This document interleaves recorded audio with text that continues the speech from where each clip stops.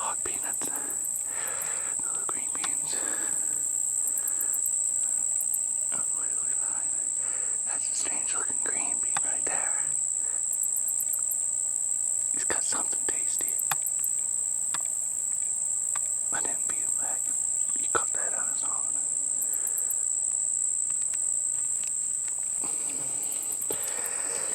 Cool thing about gathering is you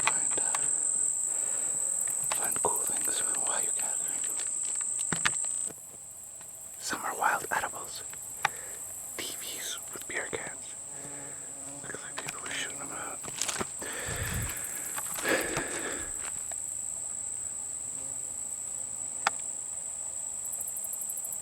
Looks like it's just a stick. This is the wild edible though.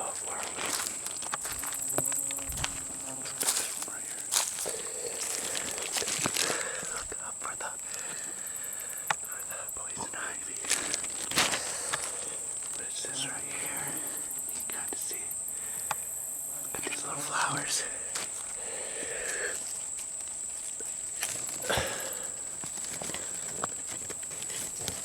This is one of the flowers right here. And then that right there is going to be the pod. Oh. These are like pea flowers. Little peas. And they make these. Green beans. This is that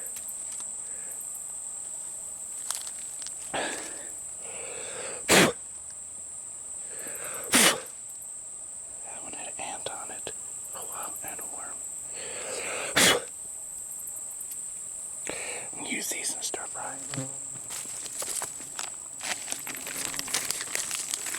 This is a ground nut, hog peanut. Kind of tell it's a hog peanut because it's always got these. It's like 5, you know, 2, 2, and then an end, 2, 2, and an end, 2, 2, and an end, 2, 2, and an end. And it can get more. I guess it can have up to 9, you know, so like another few more, you know, 2 more sets of leaves, you know, but it's usually these 5. This plant has these 5. And then it does these little purple pea flowers and makes these string beans. And you can eat these, and you can eat the dried beans as well. Seeds in there. And then so ground nut, it's also a hog peanut and several other names. You never really know. But probably hog peanut, because if I were to dig this up, it would have little tubers on its roots. But I'm not going to do that because that's poison ivy, you know, there's poison ivy mixed in here. You know, it's the ground cover is poison ivy. Poison ivy is 3 leaves. 3 leaves instead of like 2, 2, and an end, you know. And then poison ivy, the center is ridges on both sides, but then the side ones mainly have the ridge on the outside. You know, it's kind of smooth on that side, kind of smooth, you know. But then the ridges are on the outside, except for the center, which has the ridges on both. So I don't know if I got any of this growing on my property. I haven't seen it yet. So I'm going to come back later this year once these seed pods are done drying out and gather up the seeds and spread it around my place. Because this is one that I'd like to have growing around my place, you know. But I'm going to gather up some more of these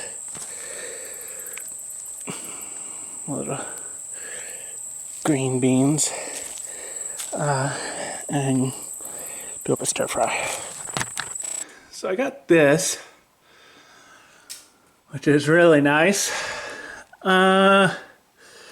This is like all the things local to my area. You know, daylilies, smooth chanterelles, oyster mushrooms. Looks like some clovers. But here's groundnut though. actual thing, you know, and there's its range. Kind of why I like this, because it's like also known as like, oh, that was hog peanut. It's not hog peanut. Okay. Groundnut though. You can get the tubers, seeds and things, you know. And tubers, blah blah blah. You know, how to harvest, how to prepare. Here's some of the tubers, the roots. That's what I got. I took the seeds. There's some flowers, kind of how it looks. So I like the information. This is like all of your applicable information on a thing. And then it's like these plants, you know, groundnut. What do we got before it? I think it's greenbrier.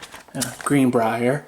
You know, I'd used the seeds before in my winter salad, but greenbriers have I didn't even know about this. They have their own little tubers, you know, and it's like, you know, the older plants, the tubers are kind of woody, but the younger ones, the tubers are better, you know, and kind of.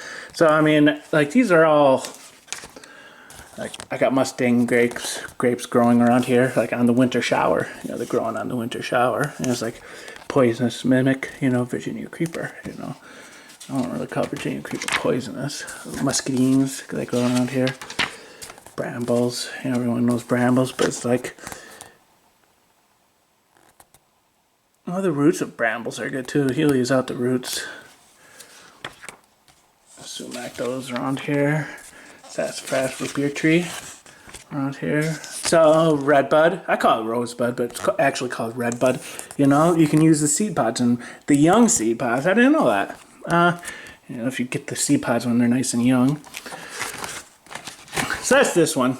That was just a little bit more on the ground. Oh, I'm also going to be using some ground cherries in that. So those were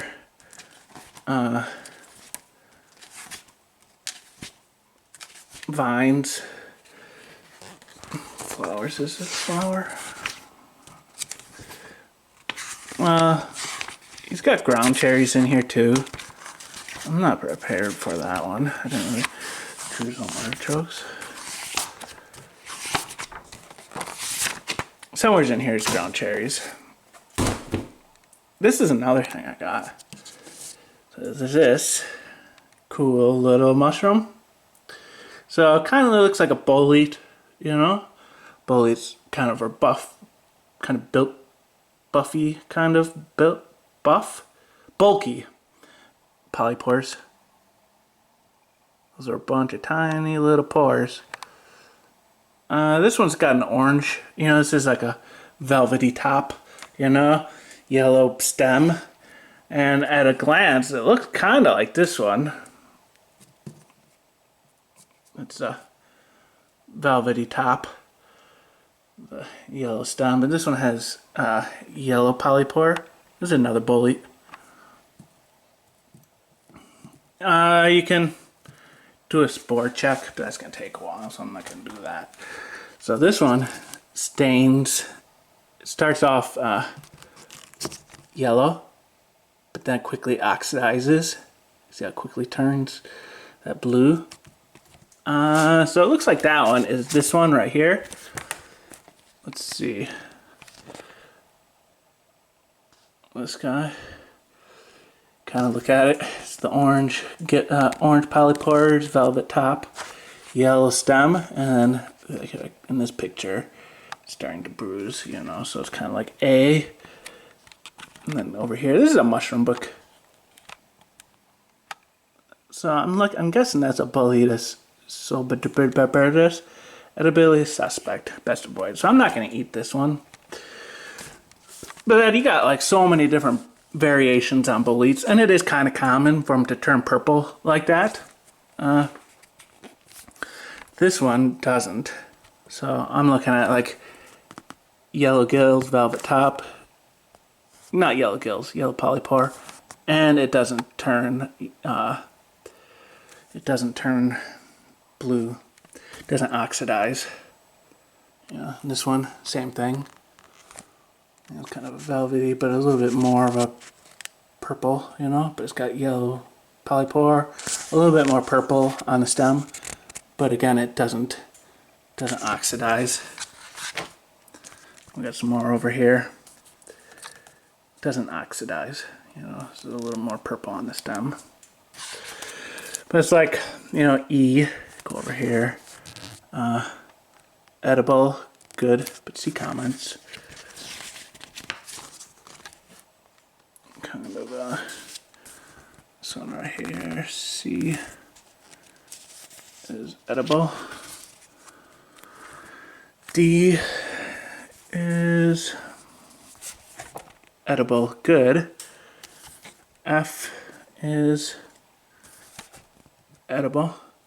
And kind of looking around your boletes, you know, these are just tiny variations of, like, you know, real similar ones, you know, edible, edible, edible, you know, like most of your boletes are edible. Oh, look at this guy. He calls it a red chanterelle, but it's cinnabarius, so cinnabar chanterelle. So I got some of those. That bolete, you know, I'm just going to call this a bolete because you never really know which kind it is, you know. Is it F, Boletus projectilis, or is it D, Boletus mirabilis? And does it matter which one it is? No.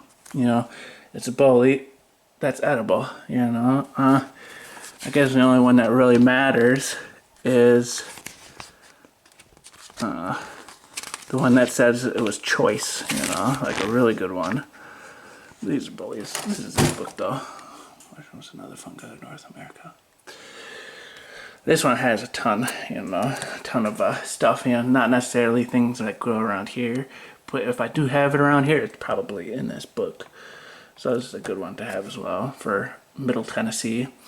So I'm going to get rid of this one, and then I'm going to chop up these for stir fry. I also got this.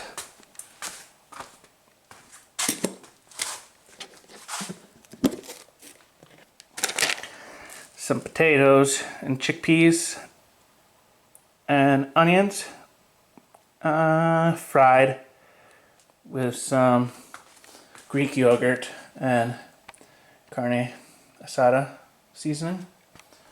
So this and that and the green groundnut beans be the stir fry.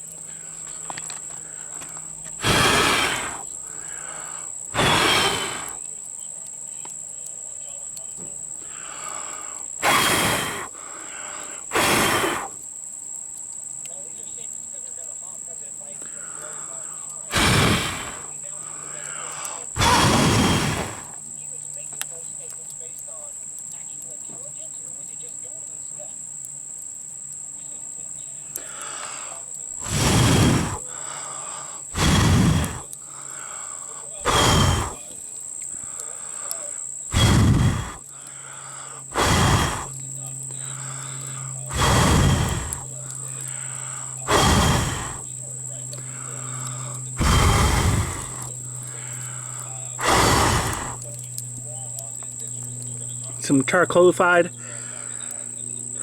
wood that was in the Cinder block voids.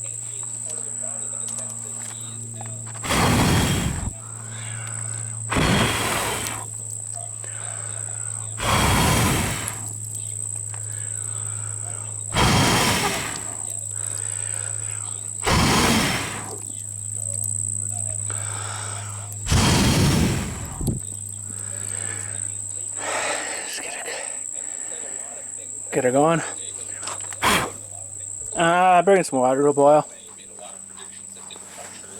Got some diced mushrooms. A few of the green beans. That's instant rice. So it'll be like 5 minutes on the boil. Fluff up that rice. Some of that rice.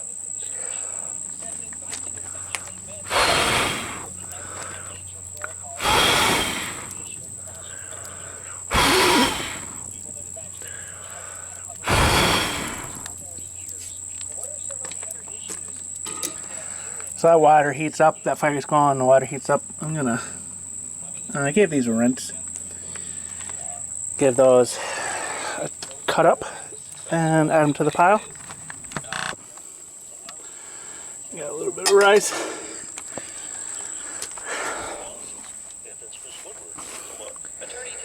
Bully chanterelle. Groundnut. So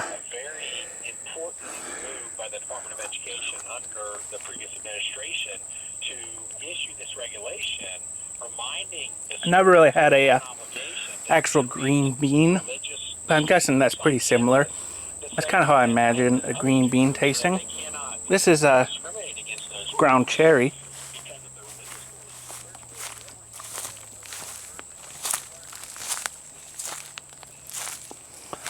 It's got an interesting flavor. It's not ripe. That happens. Somewheres.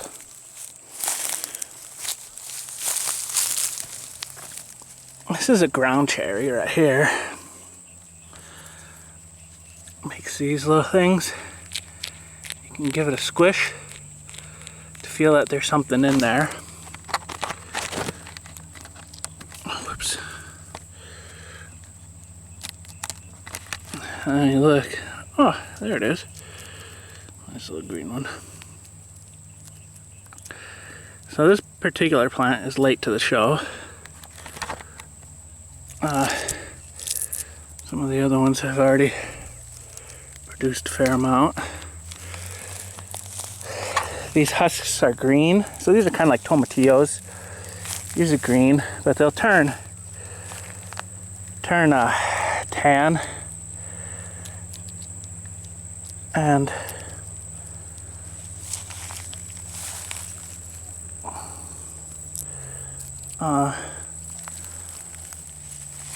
dead looking when they're actually ripe, you know, and then they'll fall off. But the bugs get to them before then. This is crazy. There was a ground cherry just right over here.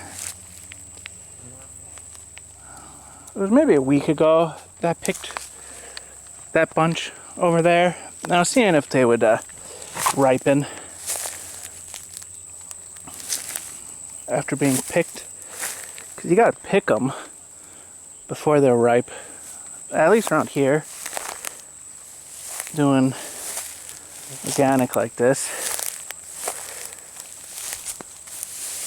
You gotta pick them prematurely. So this is, it looks similar, but it's got these white flowers. Yeah, I didn't show that, did I? So the ground cherry's got big yellow flowers. This is a ground cherry, but it's too rinky-dink to produce anything. So the ground cherry's got like some big yellow flowers. Not big, but you know, the size of your thumbnail. And so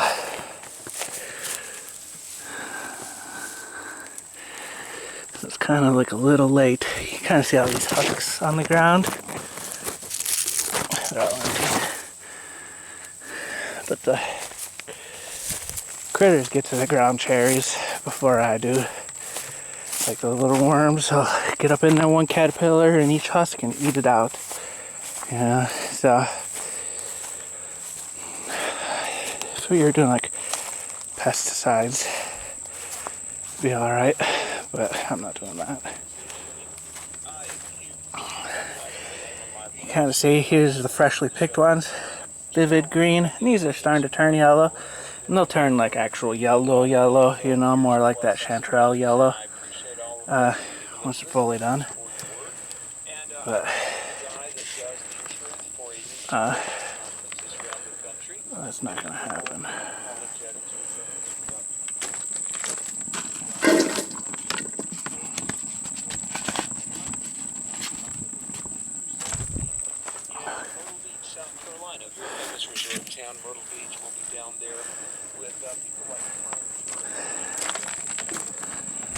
This is getting ready to boil over. So it's had a few minutes on there.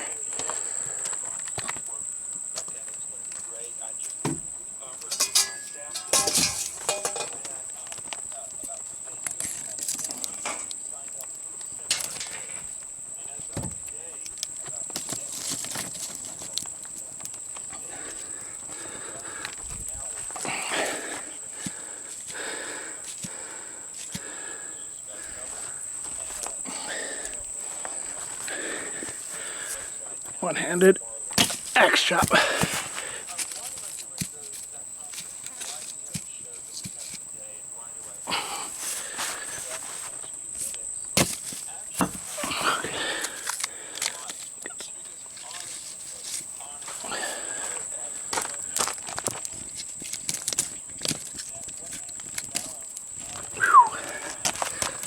Give it some fresh woods for the final burn.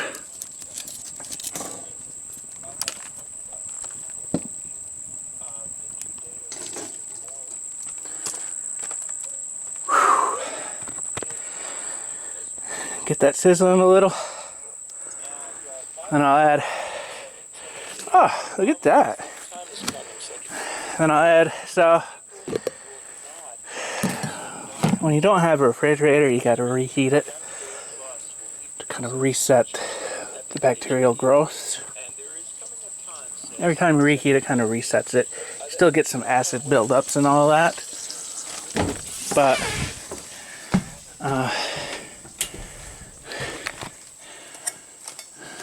not too bad.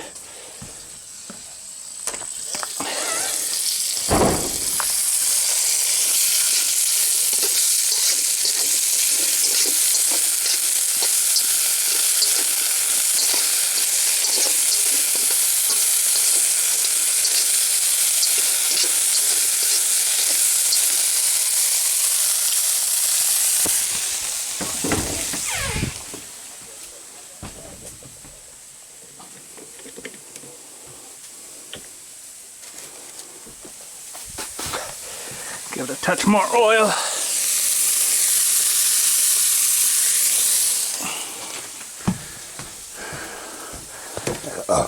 Oil is a good preservative.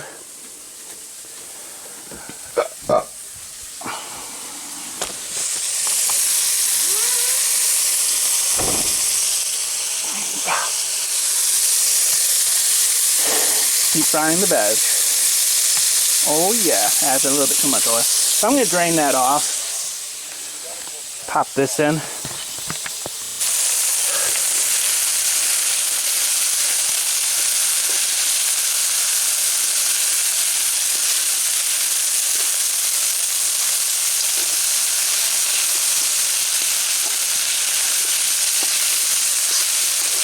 So I haven't seasoned anything this time around.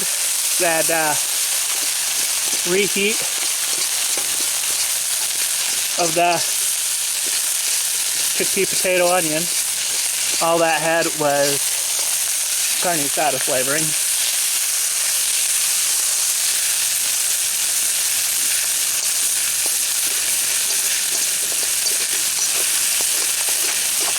Wow, it's actually sticking. Needs more oil.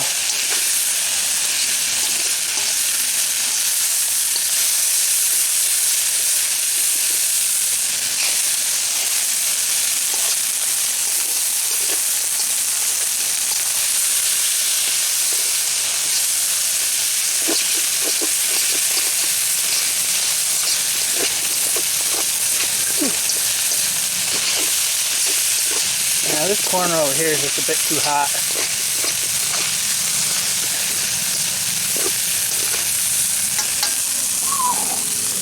Wow, that is hot on my hand. And in general, it's like 90s today. End of the day. Right now.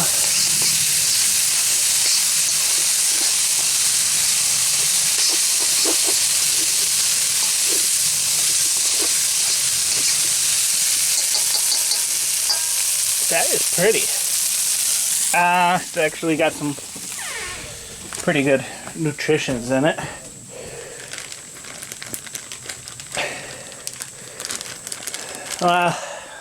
It's gonna take 2 hands to open that. Got seasonings in there so they don't clump up. I'm gonna give it some salt, some pepper, and some garlic powder. Give it a sprinkle of each.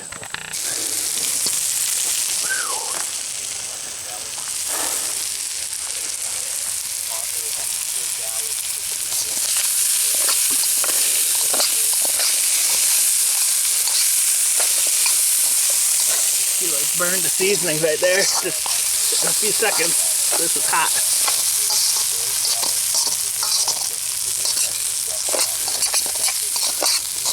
Smells really good.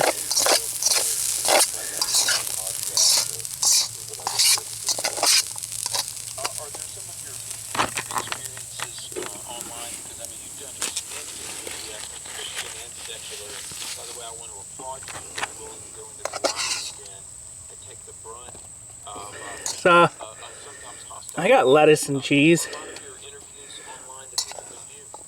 that I'm going to use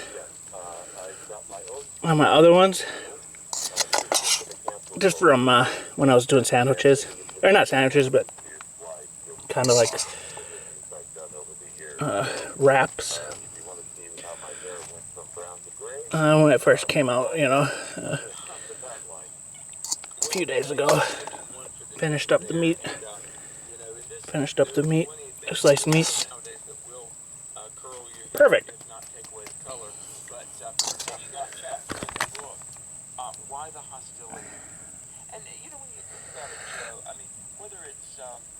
Got a little bit of all kinds of different colors. Get off of there, Ant.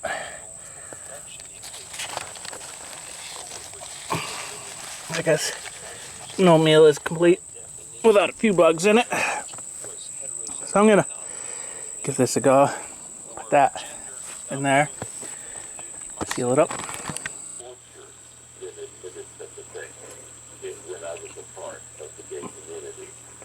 Very nice. It's a little dry.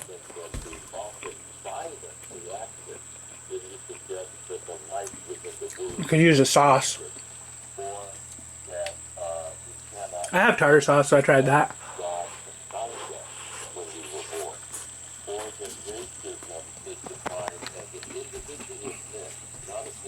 Not the best. I'm thinking something like some sour cream or some tzatziki, some kind of cream sauce would be good. Maybe even a barbecue sauce.